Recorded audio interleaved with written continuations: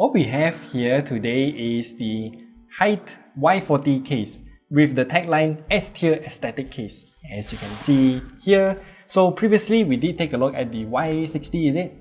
Y60. So this one is considered the smaller version of more or less the same shape, but I do realize that there is a rather big difference. So in today's video, we're gonna unbox this case, put a motherboard inside to see how it actually looks. Yeah, we're gonna have a quick first impression about this case and see what's the hype going around with What's the Y40. hype or what's the hype? Okay, let's do it.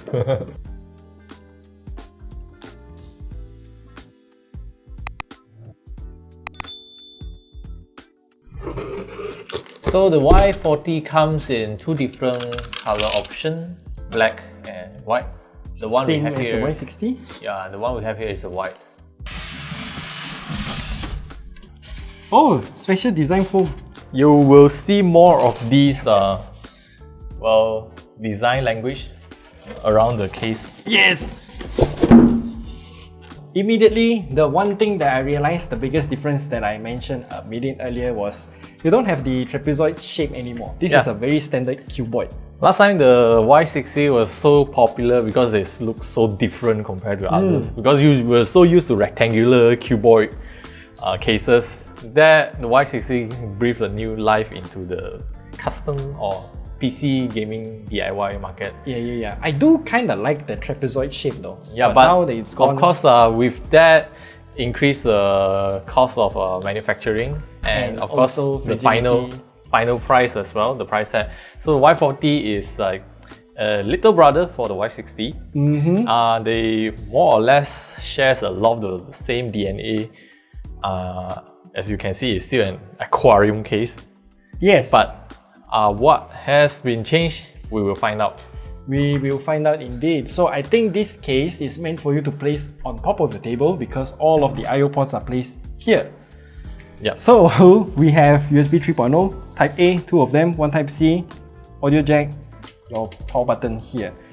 Overall, very standard. It's just that the placement is very different also. Usually it's somewhere at the top here or at the top. Most of the common placement is top or the front, top, but bottom, very rare.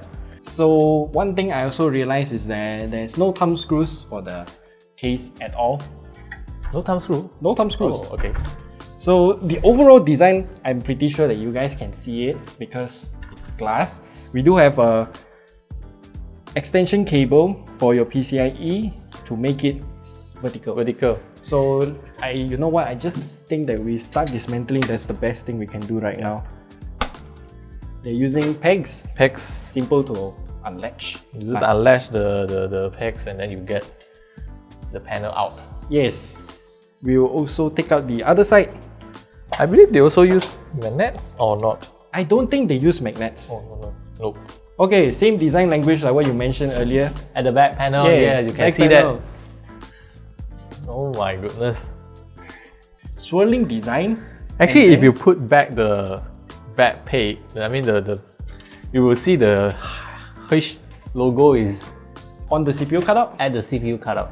So Hyte logo, and then we can see a big mesh here.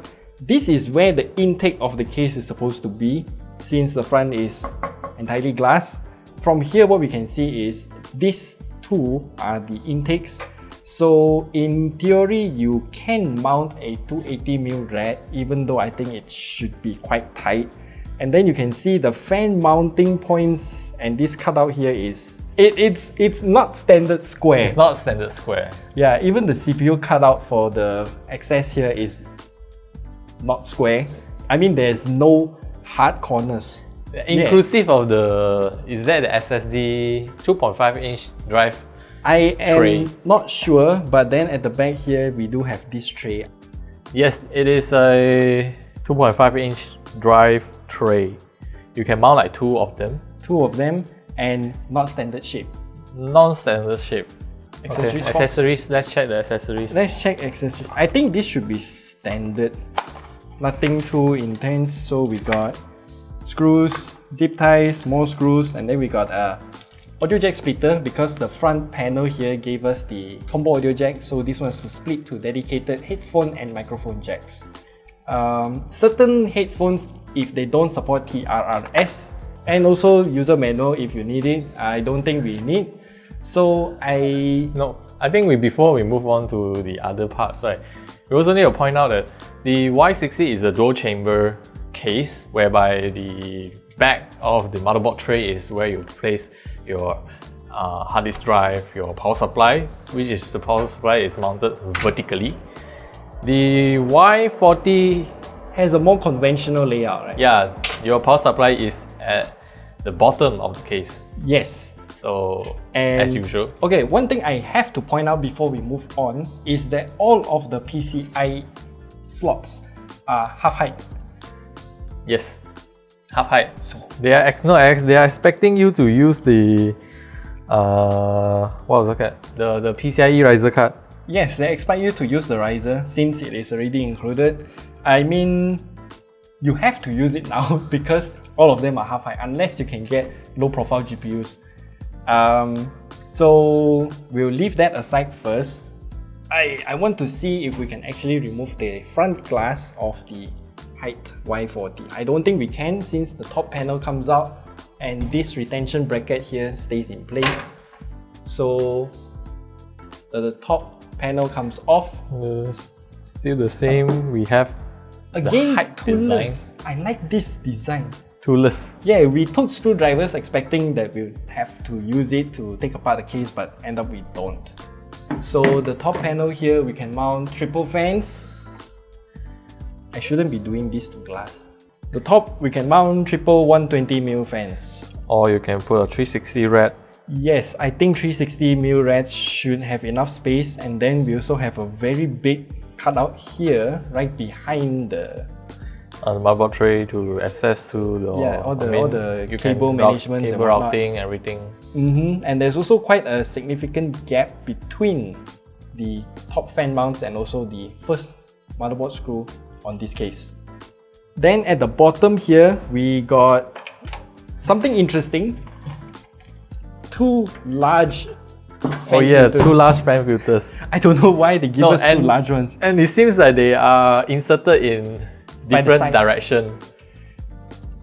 Yes, it is. So one open from this side, the other one open from the other side. Why? Why? Okay, the one, this at the back is for the power supply. Yes. The power supply air intake. And then the other one at the front is another fan mounted at the bottom for your cool air intake. Yes, because your front doesn't have any intake, so they gave us another intake here. Yep. But as you can see, since the fan filter opens from another side, depending on how you place your case on your table, if you're like putting your case against the wall, then okay, good luck on the other side. Okay, one more thing to point out is that the vertical GPU mounting point actually is wider now. Compared to last time, I believe the Y60 is 3 slots. If not mistaken, yes. 3 slots. Now it's 4 slots and some leeway, extra leeway, because you see now the RTX 40 series cards are getting triple slot, easily 3.5, 3.3.5, 3.75. And then you still need extra gap for air to actually go into the fans. Yes. So 4 slots, good. It's excellent actually. 4 slots is excellent. Excellent. Well, I think it is advisable to remove everything so that you have a better access to all the parts. Yes. In case you want to like plug in some connectors on the motherboard. I also like the cutouts that they have for all the cables. So we can see here's the large one for the fans. You can pass all the cables through here, and then you can also pass your 24-pin here, EPS cable on the top, alongside with all your top fan mounting. Actually, your top fan mounting has another cutout. Yeah, here. this is basically there. So all your cables can pass through there as well, and then all of your front panel connectors come from the bottom here, and then your GPU power can pass through this special cutout. Yes. Actually, that cutout is very close to the GPU. Yes. So you can just basically come out hide, here. hide the GPU cable. So if you realize one thing, this case doesn't have any 3.5-inch hard disk mounts. So as you can see, we got the M-ATX motherboard in. If you're using ATX, just extend it all the way to the bottom here. It kind of has the same width anyway between M-ATX and ATX. So if we just imagine how the cable management would be, then your 24 pin will come in through here, 8 pin EPS come through here, like what we mentioned earlier, the front panel connectors. Some of them are pre-routed, like the HD audio is already pre-routed here. So USB 3 cable, depending on your motherboard, for us we'll have to go all the way to the bottom here. Then for your fans and whatnot, it also depends on where you want it to go. And I do realize that there is yet more cable slack available for you, but you have to take out this back thing here.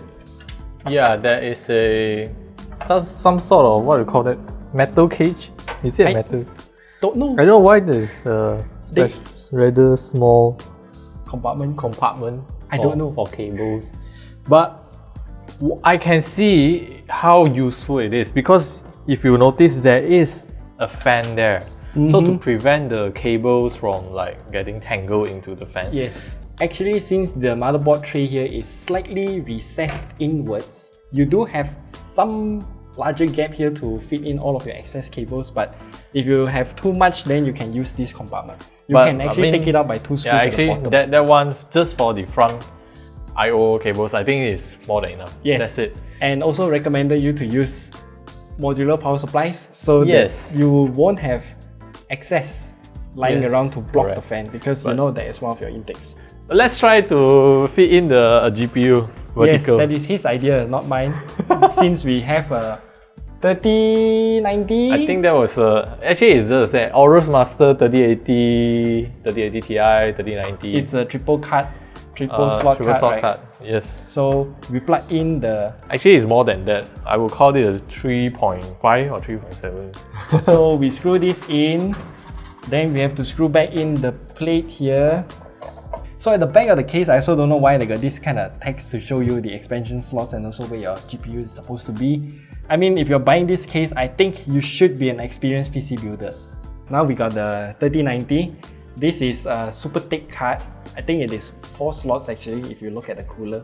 Yeah, if you look at the cooler itself, the shroud and everything. Yeah, 4 slots. But I think this is still considered small when you compare to those, well, 40 series cards.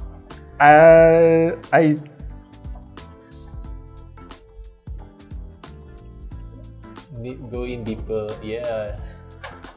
Okay. Yeah, there we go. So we got this slot in already. Yes, we should screw in. Okay, frankly speaking, this is looking really nice, even if we haven't really screwed in, but well. You know one thing I like about vertical mount, you can hide all of the ugly front panel connectors. Yes, connect, especially those HD audio cables with all those green, yellow, red, black pasta cables. colors. I mean, those pasta colors, you know. Yes, and especially the USB 3 cable, oh my god.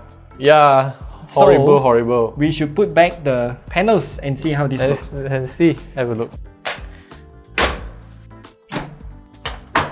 Okay, there we go. All of the panels installed. Honestly speaking, we got like 3/4 of a slot spare from the front here.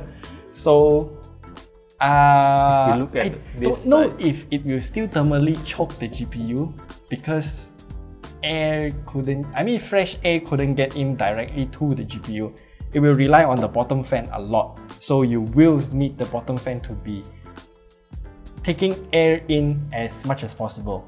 So without any blockage as well, which is why the cable thing, the cage there is very important. Well, I also want to point out one thing. I'm not too sure if they are aware or not.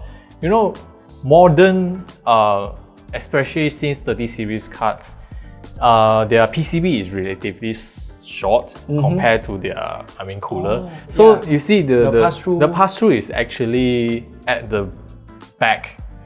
So it is blowing hot air towards the motherboard side. And then yet again, if you look at the intake on this side, they are clashing. cool air intake and then hot air exhaust from the GPU, they might clash. So I mean, there's a potential where the cool air intake and the hot air exhaust from the GPU might clash and then create some unwanted turbulence inside the case, which inherently affects the cooling of the entire case. And you also increase the temperature inside the case because hot air couldn't get out properly. I mean, you couldn't get out, even though they say the hot air will rise up and you have, I mean, exhaust at the top, but still, I mean, it is still unwanted clash of the different air intake and the hot air exhaust. It's a potential there lah. Maybe reverse the entire airflow. I mean, you use the top as the intake and then the exhaust from the side. Yes, it could work. It could work. So overall price 659. 659. What do you think? I think 659 is almost 50% cheaper than the Y60. But then you lose out on the. I mean, you're losing out the trapezoid design for that. So personally, I think this is a very nice looking case with a character in it.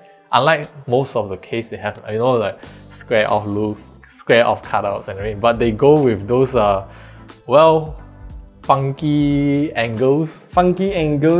But I think this design, this kind of cutouts is kind of iconic with this Hyte now. Really, really nice. Yes. I think they will continue to use this and as their brand personality. Good. Okay, that's it. We see you guys in the next one. Bye bye. Bye. My ending very abrupt, but whatever.